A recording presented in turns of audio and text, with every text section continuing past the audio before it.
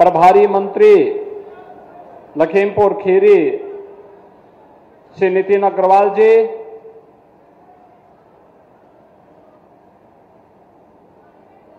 माननीय विधायकगण, इस क्षेत्र के लोकप्रिय विधायक श्री रोमी साहनी जी,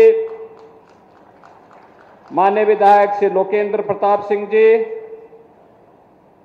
माननीय विधायकगण श्री अमिन कमन गिरी जी, योगेश वर्मा जी, श्रीमती मंजू त्यागी जी, श्री शशांक वर्मा जी, श्री विनोद शंकर अवस्थी जी, श्री सौरभ सिंह सोनो जी, भारतीय जनता पार्टी के जिला के अध्यक्ष श्री सुनील सिंह जी, नरेंद्र सिंह जी, जिला प्रभारी श्री वासुदेव मौर्य जी, नगर पालिका पलिया के अध्यक्ष श्रीमती लक्ष्मी देवी गुप्ता जी, नगर पालिका गोला के अध्यक्ष श्री विजय शुक्ला जी, प्रमुख पलिया श्री वीरेंद्र कुमार शुक्ला जी, प्रमुख निगासन श्री अमनदीप सिंह जी, नगर पंचायत मैलानी के अध्यक्ष श्रीमती कीर्ति माहेश्वरी जी, हरप्रीत सिंह जी, मंच पर उपस्थित भारतीय जनता पार्टी के सभी पदाधिकारीगण और आज लखीमपुर खीरी के पलिया, निगासन आदि क्षेत्रों की बाढ़ की समस्या के समाधान के उद्देश्य से आयोजित आज की सभा में उपस्थित बहनों और भाइयों, मैं सबसे पहले पहलगांव में भारत के उन पर्यटकों पर जो देश के अलग अलग राज्यों से जाकर के एक भारत श्रेष्ठ भारत की तर्ज पर कश्मीर से कन्याकुमारी के प्रधानमंत्री मोदी जी के अभियान के साथ जुड़कर कार्य कर रहे थे, कायराना आतंकी हमले की निंदा करते हुए उत्तर प्रदेश वासियों की ओर से उन सभी परिवारजनों के प्रति जिन्होंने अपने परिवार के सदस्यों को खोया है, उनके प्रति अपनी संवेदना व्यक्त करते हुए दिवंगत आत्माओं के प्रति विनम्र श्रद्धांजलि अर्पित करता हूं। बहनों और भाइयों, सभ्य समाज में आतंकवाद के लिए कोई जगह नहीं हो सकती, अराजकता के लिए कोई जगह नहीं हो सकती। भारत सरकार की सुरक्षा, सेवा और सुशासन का जो मॉडल है वह विकास पर आधारित है, गरीब कल्याण पर आधारित है और सबकी सुरक्षा पर आधारित है। लेकिन अगर कोई सुरक्षा में सेंध लगाने का दुस्साहस करेगा तो उसके लिए जीरो टॉलरेंस की नीति के तहत उसको जिस भाषा में समझेगा उस भाषा में उसका जवाब देने के लिए आज ये नया भारत तैयार है। प्रधानमंत्री मोदी जी के नेतृत्व में ये नया भारत किसी को छेड़ता नहीं, लेकिन अगर किसी ने छेड़ा है तब उसको छोड़ेगा भी नहीं, छोड़ेगा भी नहीं। बहनों और भाइयों, आज इसी जीरो टॉलरेंस की नीति के तहत उत्तर प्रदेश के अंदर प्रधानमंत्री मोदी जी के मार्गदर्शन में हम लोगों ने उत्तर प्रदेश को माफिया मुक्त किया, अराजकता से, दंगों से मुक्त किया, विकास की प्रक्रिया में तेजी के साथ उभरते हुए एक राज्य के रूप में उत्तर प्रदेश को स्थापित करते हुए देश की अग्रणी अर्थव्यवस्था के रूप में ला करके खड़ा कर दिया है। अब उत्तर प्रदेश के नौजवानों के सामने पहचान का संकट नहीं है।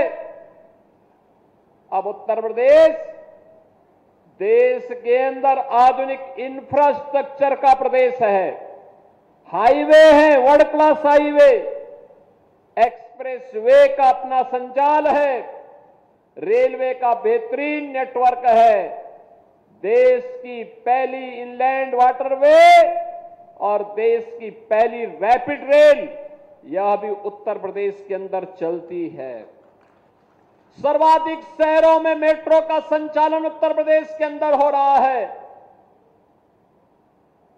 चाहे वह बाढ़ की समस्या हो या बीमारी की अस्थायी समस्या का समाधान, आज नए भारत का नया उत्तर प्रदेश इन समस्याओं का समाधान बखूबी करने के लिए आगे बढ़ा है।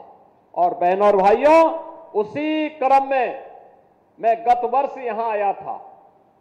मुझे उस समय दुख हो रहा था जब मैं पलिया क्षेत्र में, निगासन क्षेत्र में बाढ़ की समस्या से जूझते हुए लोगों को देख रहा था।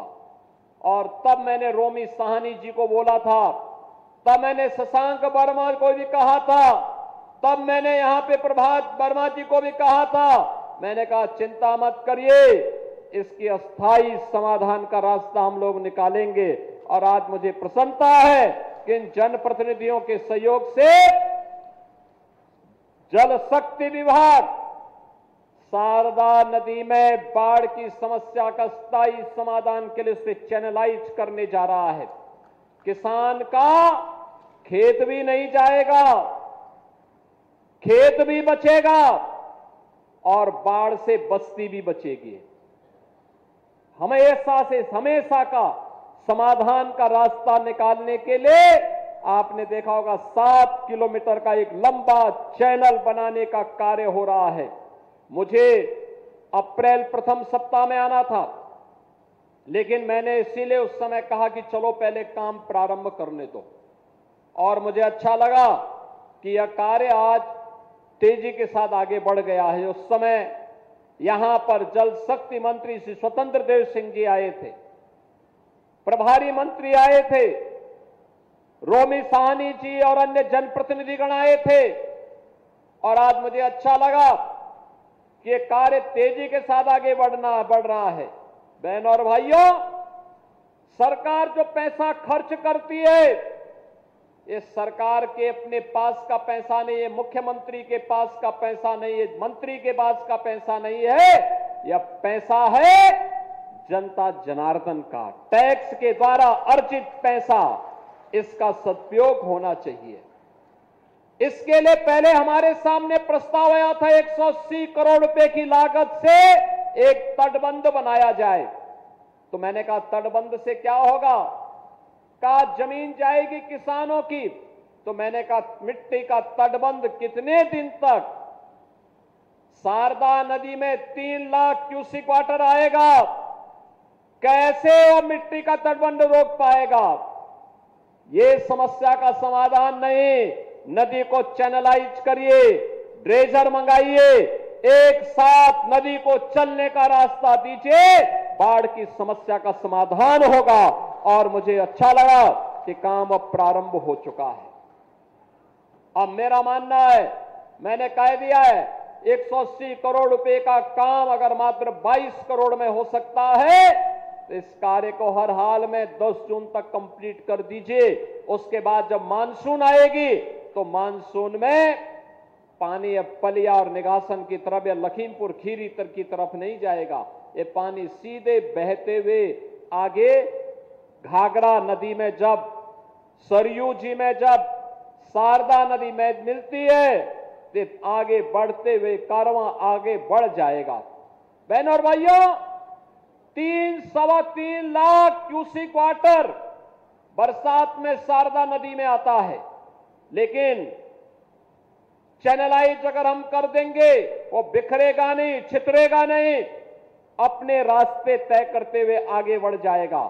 किसान की फसल भी बचेगी, उसकी खेती भी बचेगी, उसका घर भी बचेगा और वह स्वयं भी सुरक्षित होगा। जल जमाव से खेती बाड़ी के साथ साथ पशुधन भी बचेगा।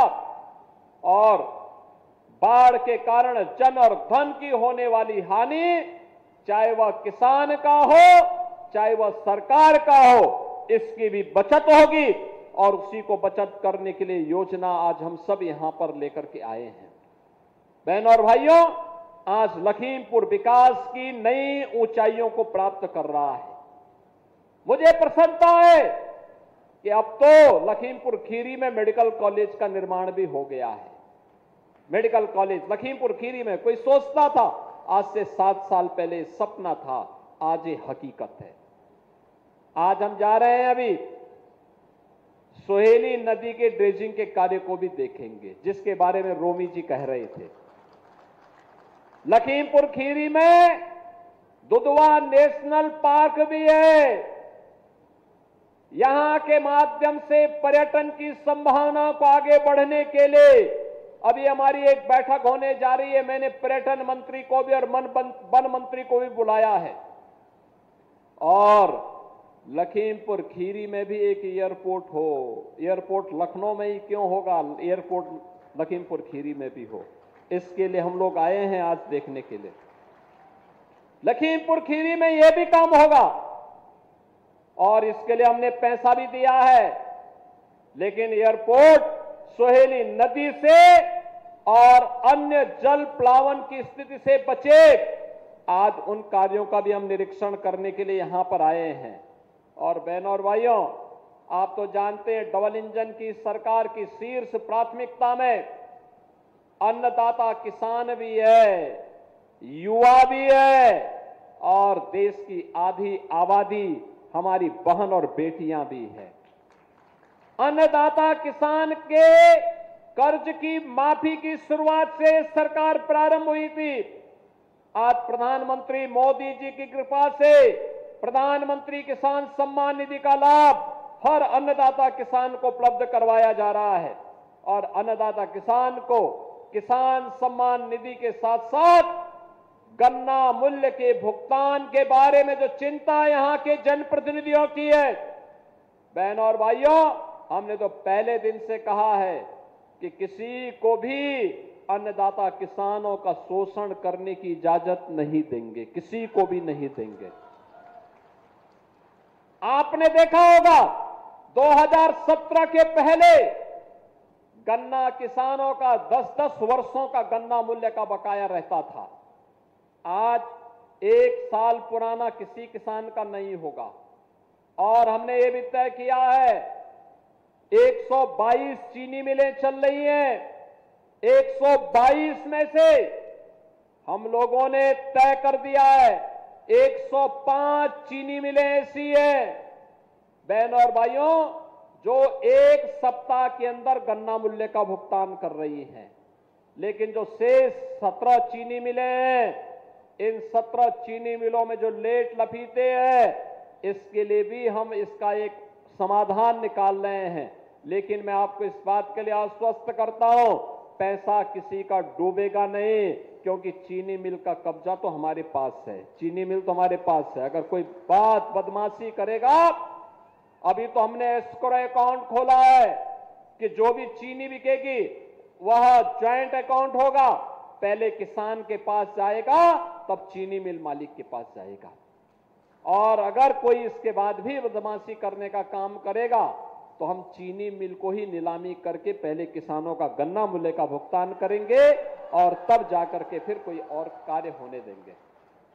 बहनों और भाइयों, अन्नदाता किसान हो या युवा, अभी मैं मंच पे देख रहा था, किसानों को डबल इंजन सरकार की सब्सिडी के तहत ट्रैक्टर और कृषि उपकरण वितरित किए जा रहे थे।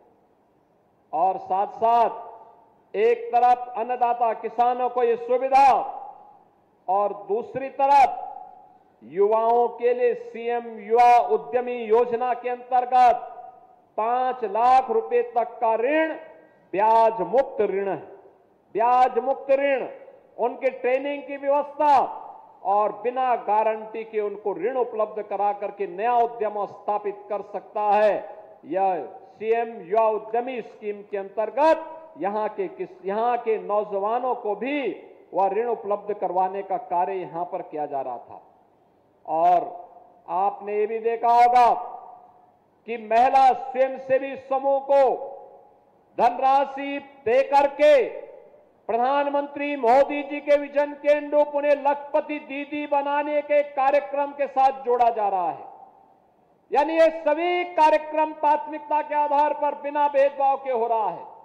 लेकिन बहनों और भाइयों, आपने देखा होगा जो लोग विकास नहीं चाहते, जो लोग विकास के विरोधी हैं, जो महिला विरोधी हैं, जो युवा विरोधी हैं, जो अन्नदाता किसान के विरोधी हैं, जब इन्हें शासन करने का अवसर मिला था, इन्होंने किसानों को आत्महत्या करने के लिए मजबूर किया था, युवाओं को प्लान करने के लिए मजबूर किया था और पेशेवर गुंडे और माफियाओं को बहन और बेटी और व्यापारियों के साथ सुरक्षा पर सेंध लगा करके उनके जीवन के साथ खिलवाड़ करने का काम किया था। आज बेटी भी सुरक्षित है, व्यापारी भी सुरक्षित है। युवा के सामने पहचान का संकट नहीं है। हमारे अन्नदाता किसान आत्महत्या नहीं कर सकता क्योंकि शासन उनके द्वार पर है, उनकी सुरक्षा के लिए पूरी मजबूती के साथ काम कर रहा है। और इसलिए हताश और निराश विपक्ष अब जाति के नाम पर समाज के ताने बाने को छिन्न भिन्न करने पर उतारू हो रखा है। आपने देखा होगा ये समाजवादी पार्टी हो या कांग्रेस, अब ये जाति के नाम पर समाज को बांट रहा है। आपने देखा होगा किस तरीके की राजनीति कर रहे हैं। इन लोगों की राजनीति, एक तरफ छत्रपति शिवाजी महाराज का अपमान करते हैं और औरंगजेब का महिमा मंडन ये लोग करते हैं। औरंगजेब जैसा क्रूर बादशाह इतिहास में नहीं हुआ। औरंगजेब के बारे में कहते हैं कि वह प्रतिदिन एक मन जनेऊ तोल करके लेता था, हिंदुओं पर जजिया कर लगाता था, मंदिरों को तोड़ने का काम उसने किया था। ये समाजवादी पार्टी उस क्रूर औरंगजेब का महिमा मंडन करती है। ये समाजवादी पार्टी राणा सांगा का अपमान करती है और बाबर जैसे आक्रांता का महिमा मंडन करती है। जिस बाबर ने अयोध्या में राम जन्मभूमि पर हमला करके राम मंदिर को तोड़ने का काम किया था, ये समाजवादी पार्टी उस बाबर का महिमा मंडन करती है। और ये समाजवादी पार्टी, याद करिए 2 वर्ष पहले जब पूरे देश के अंदर प्रधानमंत्री मोदी जी के नेतृत्व में रन फॉर यूनिटी का कार्यक्रम चल रहा था, लौह पुरुष सरदार वल्लभ भाई पटेल जी की जयंती के कार्यक्रम के साथ पूरा देश जुड़ा हुआ था। समाजवादी पार्टी के मुखिया उस समय जिन्ना का महिमा मंडन कर रहे थे। बहन और भाइयों, ये लोग राणा सांगा का अपमान करेंगे, छत्रपति शिवाजी महाराज का अपमान करेंगे, लौह पुरुष सरदार वल्लभ भाई पटेल का अपमान कर रहे हैं, बाबा साहब भीमराव अंबेडकर का अपमान कर रहे हैं। आपने देखा होगा इस समाजवादी पार्टी की सरकार के समय बाबा साहब भीमराव अंबेडकर के नाम पर बने हुए मेडिकल कॉलेज का नामकरण इन्होंने बदल करके उसका नामकरण अपने परिवार के सदस्यों के नाम पर करने जा रहे थे। तब तक सरकार चली गई उनकी और हमारी सरकार आई। हम लोगों ने फिर से कन्नौज मेडिकल कॉलेज का नामकरण बाबा साहब भीमराव अंबेडकर जी के नाम पर फिर से किया है। बहन और भाइयों, आज के इस अवसर पर मैं आप सबसे इस बात के लिए कहने के लिए आया हूं, भारतीय जनता पार्टी आपकी सुरक्षा के लिए, आपके स्वावलंबन के लिए, आपकी सेवा के लिए, गरीबों के कल्याण के लिए पूरी प्रतिबद्धता के साथ कार्य कर रही है। ये जो अभियान चल रहा है, हमें बाढ़ से बचाव का स्थायी समाधान चाहिए। इस जैसे ही शारदा नदी में चैनलाइजिंग का पूरा कार्य हो जाएगा, जैसे नदी को चैनलाइज करने में हमें पूरी सफलता प्राप्त होगी, 400 गांव बाढ़ से जो प्रभावित होते हैं उन लोगों को इससे राहत मिलेगी। 2.5 लाख की आबादी इससे राहत महसूस करेगी। 10,000 हेक्टेयर भूमि इससे बाढ़ से बचाव में मदद मिलेगी। और इतने बड़े कार्यक्रम के लिए आज मैं आपके बीच में यहां पर आया हूं। मैं धन्यवाद दूंगा रोमी साहनी जी को, मैं धन्यवाद दूंगा यहां के जनप्रतिनिधियों को, सभी माननीय विधायकों को, जिन्होंने लग करके इस बाढ़ की समस्या के स्थायी समाधान का रास्ता निकालने में सरकार की मदद की है। और आज हम सब आपके बीच आए हैं। मैं एक बार फिर से इस कार्य के लिए आपको बधाई देता हूं। अक्षय तृतीया आने वाली है। 30 अप्रैल को भगवान परशुराम की पावन जयंती का दिन भी है। और अक्षय तृतीया तो हमारे सनातन धर्म में एक पवित्र तिथि के रूप में मानी गई है। यानी अक्षय यानी जिसका क्षय नहीं होता है। धन धान्य से हमारा घर और परिवार परिपूर्ण हो। फसल आने की खुशी में हर परिवार में कितनी खुशी होती है, यह इस बार भी देखने को मिला है। मैंने देखा अन्नदाता किसानों में, जब पिछली बार मैं आया था पीएलए प्लांट और गोला गोकर्णनाथ में भगवान शिव के छोटी काशी में अमनगिरी के आमंत्रण पर मैं आया था। भव्य कॉरिडोर बनने जा रहा है। बहनों और भाइयों, काशी की तर्ज पर छोटी काशी में भी अब एक कॉरिडोर बनकर के बाबा गोला गोकर्णनाथ का पावन पर्यटन स्थल के रूप में लाखों की संख्या में श्रद्धालु जनों को, पर्यटकों को अपनी ओर आकर्षित करने का एक कार्य होगा। और मैं कह सकता हूं, जब गोला गोकर्णनाथ का विकास होगा, दुधवा का विकास होगा, तो जहां खतरा है वहां क्यों जाएंगे लोग? यहां आकर के देखेंगे ना, भगवान का भी दर्शन लेंगे। दुधवा में आकर के जब लखनऊ में टेम्परेचर 46 होता है, दुधवा के अंदर तब 38 डिग्री टेम्परेचर रहता है। तो पर्यटक यहां आएंगे, रोजगार यहां संभावना बढ़ेगी। और रोजगार इस सर्विस सेक्टर में, पर्यटन में कितनी संभावनाएं हैं, यह हम इसके माध्यम से देख पाएंगे।